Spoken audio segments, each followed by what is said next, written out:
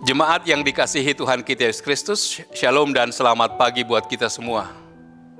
Sebelum kita melakukan aktivitas kita hari ini, marilah kita terlebih dahulu mendengar firman kehidupan di pagi hari ini, Selasa 29 Maret 2022, yang tertulis dalam 1 Yohanes 4 ayat 10. Inilah kasih itu, bukan kita yang telah mengasihi Allah, tetapi Allah yang telah mengasihi kita, dan yang telah mengutus anaknya sebagai pendamaian bagi dosa-dosa kita.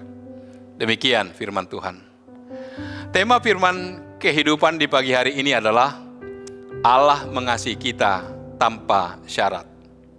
Saudaraku yang dikasihi Kristus, karakteristik dari kasih Allah yang tanpa syarat, bahwa kasih itu dimulai dari Allah.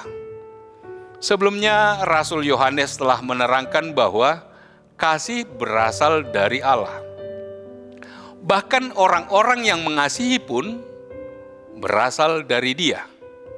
Allah bukan hanya sebagai sumber kasih. Allah adalah kasih. Selaras dengan kebenaran ini, Yohanes lantas menegaskan bahwa Allah adalah inisiator kasih. Dia yang aktif. Dia yang memulai. Dengan kata lain, kasih Allah bukanlah sebuah reaksi atas sesuatu. Allah mengasihi bukan karena kita mengasihinya. Kasih kita bukan menjadi alasan, syarat, atau dorongan bagi kasih Allah. Allah sendiri yang berinisiatif mengasihi kita. Dan Allah menginginkan reaksi dari kita atas kasih-Nya kepada kita. Kasih Allah bersifat inisiatif. Kasih kita bersifat reaktif. Pada masa Yohanes, dari sudut pandang budaya dalam mitologi Yunani, kebaikan dewa-dewa terhadap manusia seringkali ditujukan untuk kepentingan para dewa. Relasi mereka dengan manusia pun bersifat kondisional. Ada persyaratan. Tuntutan dalam persyaratan ini lebih banyak dibebankan di pundak manusia. Manusia harus melakukan ini dan itu, atau menjauhi ini dan itu, supaya mendapatkan kebaikan dari para dewa. Yohanes mengajarkan bahwa Allah yang berinisiatif untuk mengasihi manusia merupakan salah satu keunikan kekristenan. Allah menjadi sumber dan prakarsa. Bukan kita yang memilih Allah, tetapi Ia yang lebih dahulu memilih kita. Bukan kita yang mencari Allah, melainkan Allah yang datang untuk mencari dan menyelamatkan kita. Allah yang mengasihi kita bersedia berkorban untuk menunjukkan kasih-Nya. Kasih Allah ada harganya. Bukan sekadar rangkaian kata-kata, bukan hanya perasaan rindu yang menggebu-gebu, dan bukan pula kegairahan yang murahan. Ada banyak orang yang berani menyatakan kasih, namun tidak mampu membuat kasih itu nyata. Hanya mengucapkan saja, tidak sanggup membuktikan dalam kenyataan. Tidak demikian dengan Allah. Dia memegang perkataan melalui perbuatan. Dia rela mengasihi hingga berkorban, bahkan sampai terluka. Dia berani membayar harga untuk apa yang dikatakannya. Karena kasih Allah, Ia mengutus anaknya sebagai pendamaian bagi dosa-dosa kita.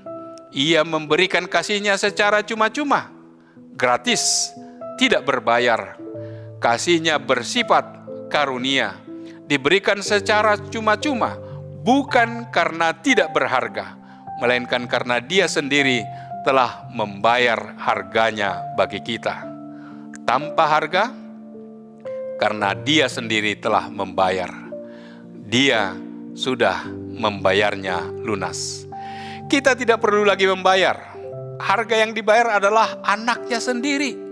Ia sendiri yang mengutus anaknya ke dalam dunia untuk menebus dosa-dosa kita.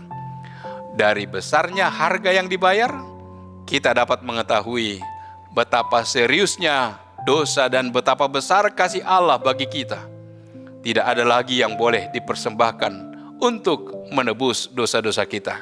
kecuali mempersembahkan, mengorbankan anaknya yang sulung, anaknya yang tunggal, Tuhan kita Yesus Kristus. Ada kematian, ada darah yang ditumpahkan.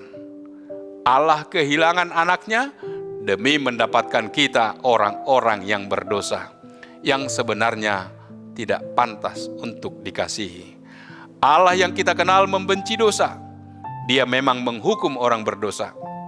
Sesuatu memang harus dilakukan untuk memuaskan keadilannya. Hanya saja Dia sendiri yang telah menyelesaikan semuanya. Allah sendiri yang memadamkan kemarahannya.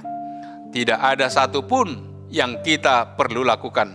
Tidak ada syarat apa-apa yang untuk menyurutkan murkanya. Allah sudah membayar semua bagi kita. Itulah bukti kasih-Nya pada kita. Allah mengasihi kita tanpa syarat. Amin. Marilah kita berdoa.